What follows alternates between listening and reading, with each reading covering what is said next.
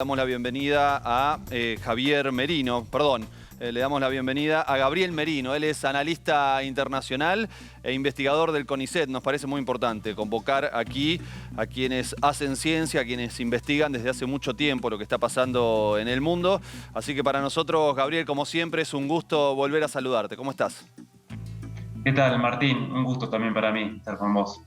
Bueno, la verdad que uno siguiendo lo que está pasando en este momento, el conflicto, ayer hablábamos con un analista internacional que en este momento se encuentra en Kiev. Él nos decía que aspira a una resistencia de Ucrania que desgaste a Rusia producto de las sanciones internacionales y que esto en definitiva dé un triunfo a Ucrania. ¿Vos pensás que podría llegar a suceder que en el marco de las sanciones económicas y la resistencia ucraniana sin la intervención de la OTAN finalmente podría ser derrotada Rusia? Es difícil pensar en ese escenario. Hay que ver en función de qué objetivos trazó la Federación Rusa en relación a Ucrania para medir después qué es triunfo y qué es derrota, ¿no? Claro. Yo creo que Putin no está pensando en una ocupación de Ucrania, o por lo menos de toda Ucrania, menos del oeste, donde claramente el oeste ucraniano es pro-occidental. Para entender este conflicto es importante no solo entender o ver la dimensión entre estados, es decir, Federación Rusia versus Ucrania. Tenemos que entender que primero que hay una guerra civil en Ucrania desde 2014, en un conflicto que viene desde el 2008 cuando la parte pro-occidental en Ucrania logra, apoyado por la OTAN, empezar el camino para incorporarse a la OTAN. Y que la parte pro-rusa de Ucrania no quiere. Y bueno, después del golpe de Yanukovych, del Partido de las Regiones y prorruso, sí, en 2013 se empieza a producir un conjunto de conflictos y esta guerra civil. Entonces, eso es clave para entender, porque me parece que ahí Putin tiene un objetivo central que es establecerse más que nada en las regiones prorrusas. Y el objetivo de desmilitarizar Ucrania en parte lo está consiguiendo porque está destruyendo en buena medida su capacidad de defensa. Me parece que el objetivo ahí está en doblegar la capacidad de defensa, desmilitarizar y en todo caso avanzar desde una posición de fuerza en una negociación. Gabriel, hay que ver si lo consigue. Y dentro de ese objetivo de controlar la parte más prorrusa de Ucrania, ¿esto incluye controlar la capital, Kiev? No, porque justamente la capital es más pro-occidental. Sí, derrotar Kiev, derrotar política estratégicamente Kiev, parece ser. ¿Qué quiere decir eso? Pero, es rodearla y obligar a Zelensky o a las Fuerzas Armadas, digamos, que declaren la rendición e ir a la mesa de negociación, donde, de alguna manera, explícitamente y aprobado por la OTAN, que ese es el conflicto principal con la OTAN, acepten las famosas líneas rojas rusas. Rusia lo que está haciendo es empezando a deshacer el avance de la OTAN a partir de 1999, que fue también la guerra de Kosovo, ¿no? y la derrota de Serbia, el desarme de Yugoslavia. Pero también fue el avance de los países bálticos. ¿Cómo, Martín? No, quiere hacer lo mismo, digo. Lo mismo, pero o sea, quiere desde Rusia. Está deshaciendo el avance de la OTAN hacia el este y la Unión Europea ya logró desde el 2008 frenar ese proceso porque frenó Georgia y Ucrania. Sí.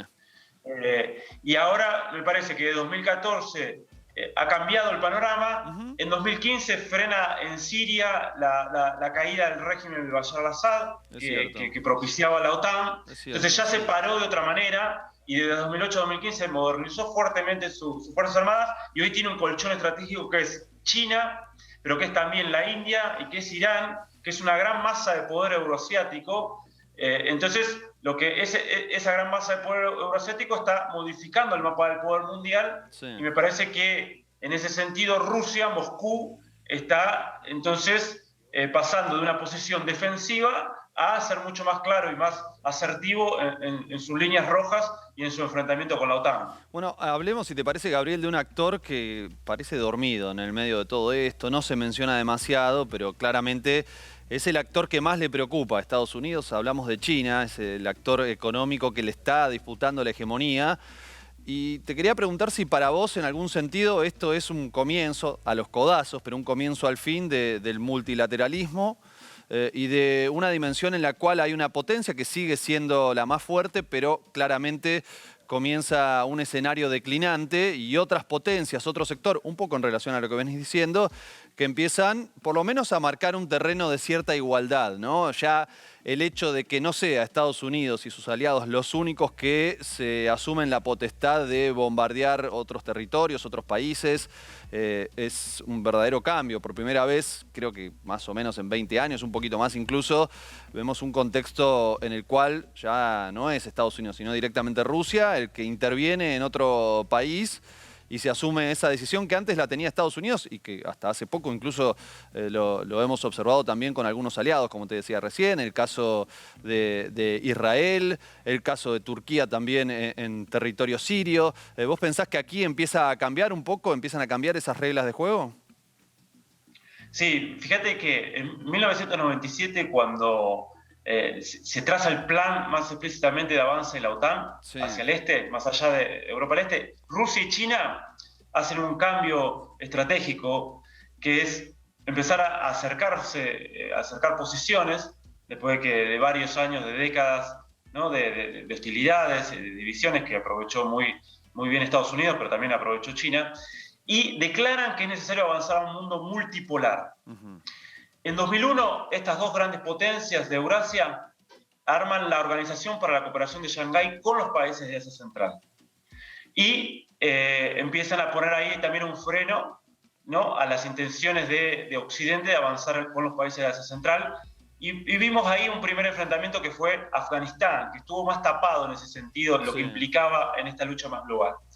Pero como decíamos, en 2008, 2009 lanzan los BRICS, este club de potencias emergentes que quieren rediscutir el orden mundial. Sí. Y en 2013, 2014 cambia el panorama, ¿no? Y no solo tenemos este enfrentamiento en Ucrania, donde claramente están interviniendo Rusia por un lado y Occidente, y sobre todo Washington y Londres por el otro, con una más dubitativa eje franco-alemano, Alemania y Francia, sino que también tenemos a partir de 2013 el lanzamiento por parte de China en cooperación con Rusia y con la Unión Económica Euroasiática lanzada por Moscú, la gran iniciativa, ¿no?, de la Franja y la Ruta.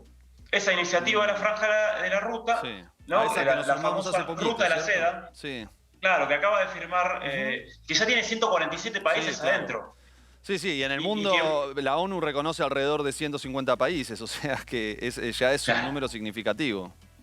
Y, o sea, tenés casi el 75% de los grandes territorios de la masa territorial. Entonces, bueno, ahí tenemos ese avance, que ya viene con Rusia. Y avanza, y a la Organización para la Cooperación de Shanghái entra India y ahora entra Irán. Se cambió el mapa del poder, como vos decías, Martín. Claro. Es un mundo multipolar. Ya no aceptan estas grandes potencias. A Estados Unidos se le junta el 1, el 2 y el 3, de alguna manera. Vos decías, bueno, hay una jerarquía. En términos estratégicos, la OTAN, pero sobre todo el complejo industrial militar del Pentágono, más Londres, es el 1, pero cuando vos se te junta el 2 y el 3, con una India además dubitativa, con un Irán también, es decir, ya, mira, Brzezinski, uno de los cerebros geopolíticos de Estados Unidos, justo en ese 1997 escribió un libro, El tablero de ajedrez mundial. Un tipo importante del establishment, ¿no? Y él, dos cosas que decían muy importantes en ese libro para entender el actual conflicto. Uno que recomendaba, decía, Rusia con Ucrania puede ser una gran potencia global y eurasiática. Rusia sin Ucrania no, es solo una potencia regional y una potencia asiática, por lo tanto hay que sacarle a Rusia la influencia en Ucrania. Es un enclave geopolítico clave, ¿no? Y eso es una premisa de importantes sectores del establishment, la política exterior estadounidense. Y la segunda premisa, o segunda advertencia estratégica que hacía, es que no se podía juntar nunca, porque era completamente, iba en detrimento de los intereses estadounidenses, no se podía juntar Rusia, China e Irán. Porque eso era complicado y no podía detener ese bloque euroasiático. Lo que está pasando ahora es que justamente se está disputando Ucrania, bueno, lamentablemente con todo lo que vemos, como ya pasó en Siria, con todo lo que vimos, en Libia también, pero ahora Ucrania es un territorio mucho más clave, Sí. digamos, en el mapa del poder mundial. Y Ujú. encima también se unió Irán a la Organización para la Cooperación de Shanghái el año pasado. Y bueno, y avanza también la India, Pakistán. Fijémonos la votación Sí. en la ONU Sí. contra la invasión Los de que se Rusia. abstuvieron y los que votaron en contra. Claro, o sea, te quedó la mitad de la población mundial, o sea, lo que representan los estados, Sí. la mitad de la población mundial, Los no países. condenó a Rusia. O sea, de los países, claro. Y si vos te fijas, los BRICS, salvo Brasil, Sí. lo que es los BRICS, este club de potencias emergentes que quieren discutir el este orden mundial, se abstuvieron todos. Se abstuvo China, se abstuvo la India, se abstuvo Sudáfrica. Sí, y Brasil, a pesar de que gobierna Bolsonaro, con muchas dudas, ¿cierto? Incluso muy cuestionado directamente por Anthony Blinken, el secretario de Estado de Estados Unidos, como si sería el canciller de Estados Unidos, que salió directamente a criticar la posición de Brasil. Y estamos hablando de Bolsonaro, ¿cierto? No es que estamos hablando de un líder que tiene cierta afinidad ideológica. Bueno, sería más discutible de todas maneras, pero evidentemente allí hay un problema serio. Es muy interesante lo que estás contando porque este dato tan relevante de la votación en la ONU no sale en todos lados, ¿no? No es que vemos en detalle cómo fue esa votación como para ver cómo está el mundo con respecto a este conflicto. En general, es una cadena de noticias occidentales con el cuestionamiento permanente, sin contemplar, por ejemplo, este tipo de cuestiones que tienen evidentemente una incidencia geopolítica trascendental que sin embargo no dan cuenta, lamentablemente, en muchos aspectos, en muchos casos. Ahora, la pregunta es, porque vos estás hablando, o veníamos conversando, de un mundo multipolar, un nuevo reparto del tablero mundial, pero también se van ya consolidando, más allá de que hablamos de multipolaridad, se van consolidando dos polos como un poco más claros, ¿no? O dos alianzas un poco más claras. ¿Pensás que es posible la intervención de un tercer actor, de algún actor intermedio que de alguna manera tenga una verdadera capacidad operativa? Y es difícil. A ver, yo lo defino como que hay un mundo de multipolaridad relativa con ciertos rasgos de bipolaridad. Por esta cuestión de que hay, bueno, esta contradicción clave entre estas potencias emergentes en Eurasia y sobre todo China-Rusia, ¿no? ese eje fundamental que ya declararon su amistad y su asociación sin límites, y eso es todo un dato, y ya lo marcaron el año pasado, esta cuestión. Y obviamente Washington, Londres y lo que se llama Occidente, el norte global. Pero yo le haría algunos matices a esta cuestión. A ver. Y donde puede haber grietas para esta pregunta que vos haces. Sí. Una, que en realidad hay una contradicción ahí que está operando de fondo y que tenía que ver con lo que charlábamos antes, que es entre ese viejo mundo unipolar, o sobre todo centrado en Estados Unidos. Y en el norte global, pero donde Europa y Japón son dos protectorados militares, no tienen autonomía estratégica. Claro. Bueno, perdieron la guerra, además, bueno, sobre todo Alemania y Japón. Entonces no tienen capacidad de disputa. Entonces ese es el viejo orden, sobre todo unipolar, por más que haya fuego, donde también hay fisuras dentro de Occidente, importantes. Por ahora no tenemos tiempo, pero se puede enseñar. La guerra de Irak fue una fisura muy importante, porque Francia, Alemania no apoyó a Estados Unidos. Y por otro lado, estas fuerzas multipolares, donde también hay puja en el territorio. Vos marcabas algo clave que es Brasil. Está Brasil entre mantener la subordinación a Washington y ser una potencia emergente, con juego propio, tener otra dinámica de desarrollo, tener mayor acumulación de capacidades estatales, liderar junto a Argentina, Sudamérica, es otra tendencia estructural que tiende a converger, por lo tanto, en el BRIC. Y que acordémonos que en 2014, cuando estaba Dilma Rousseff, en Fortaleza, en Brasil, se lanza una nueva arquitectura financiera mundial, nada más y nada menos, que es el Banco de los BRICS y el Fondo de los BRICS, que después quedó un poco solapado, sobre todo acá en la región, porque un avance en la influencia de Washington y bueno, se abandonaron ciertas experiencias, pero ahora se están retomando.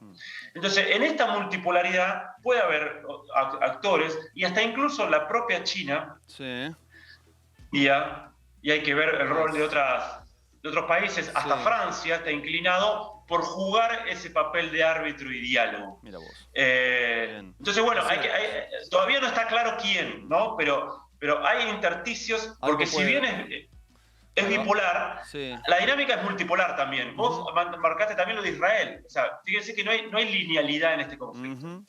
Totalmente.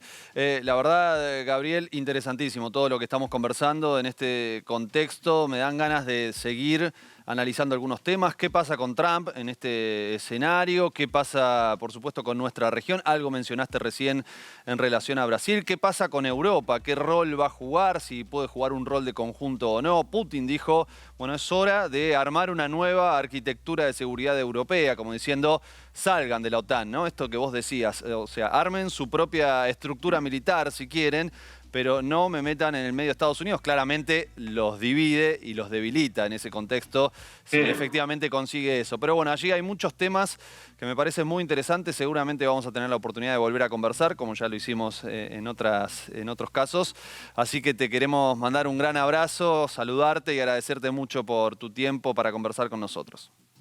Bueno, Martín, un gran gusto como siempre. Abrazo grande.